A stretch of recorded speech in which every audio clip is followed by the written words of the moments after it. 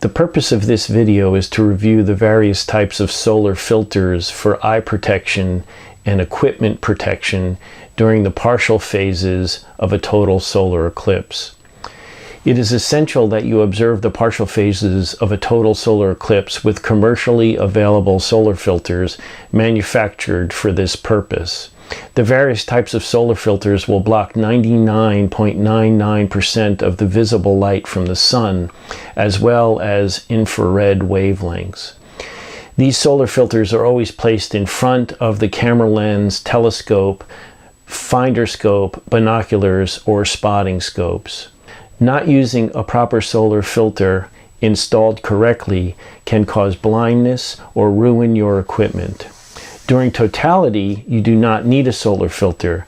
You can observe the corona with your eyes, and you will remove the solar filter for photography.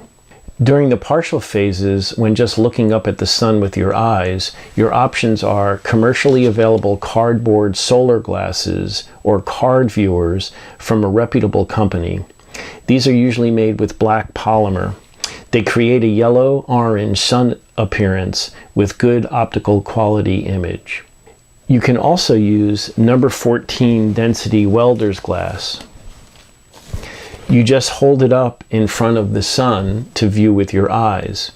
It creates a green image. It is not good enough optical quality for photography. Over the aperture filters are designed for use in front of the camera lens or telescope. You must always use a filter in front of your equipment. These are metallized coated glass filters. They create an orange-yellow sun image and have optical quality good enough for photography.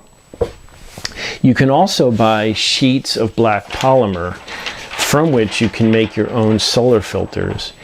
This creates a yellow-orange sun image and has good optical quality. I used black polymer to make a flip-up solar filter for binoculars. Hydrogen alpha filter systems allow for visualization of the chromosphere and prominences during the partial phases. Two products I do not have here and have not used is metal-coated mylar. Another option is Baader solar filter material, which is spelled B-A-A-D-E-R. I haven't used this either. It can be found in sheets and can be cut to make your own filter. For eclipse photos or eclipse videos, I've always used coated glass. These are purchased in pre-made various diameters.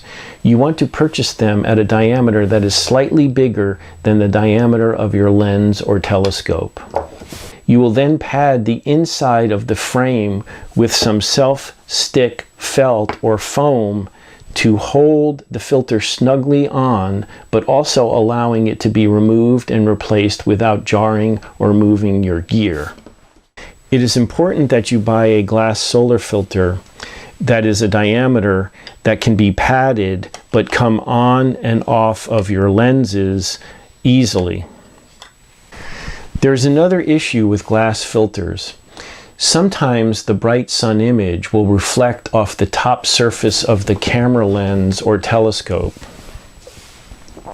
This reflection will then bounce off the back of the solar filter surface and back down into the camera. This can create a ghost image of the sun or reflections from inside the lens system. This does not always occur, but you have to be ready for it.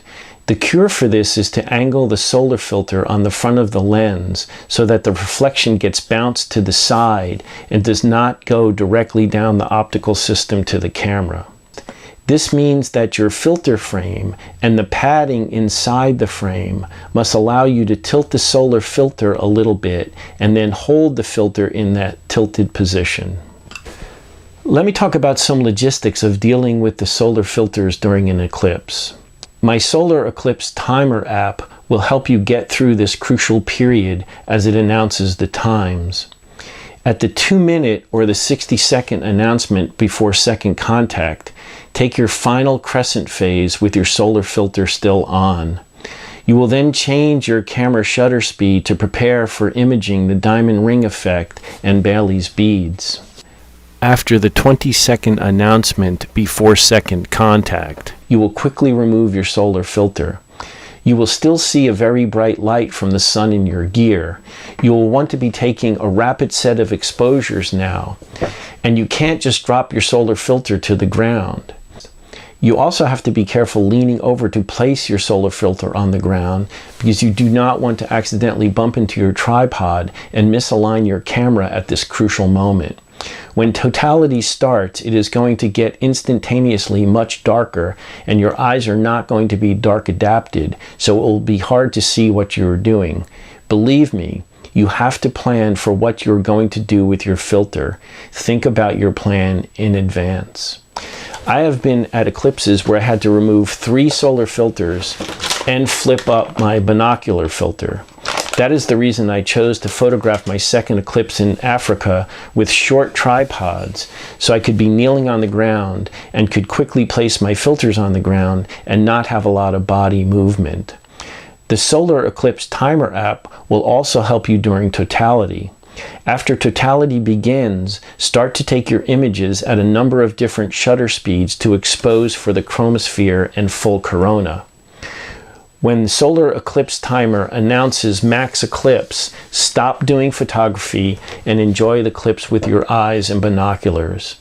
Take it all in, because it's not going to last long. It's beautiful. Look at the 360-degree colored horizon. Take a horizon picture with another camera with a wide-angle lens. Please be sure the flash is off in this horizon camera. When Solar Eclipse Timer announces third contact in 20 seconds, change your shutter speed back to the setting for the diamond ring effect and Bailey's beads.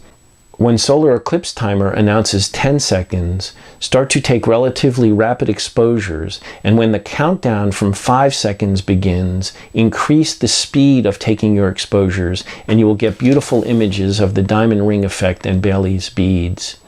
Immediately after this, you have to replace your solar filter. Again, you do not want to bump into your tripod to reach for your filter. When Solar Eclipse Timer announces 1 minute after totality, observe for shadow bands, take your thin partial phase crescent image and look around you for shadow bands.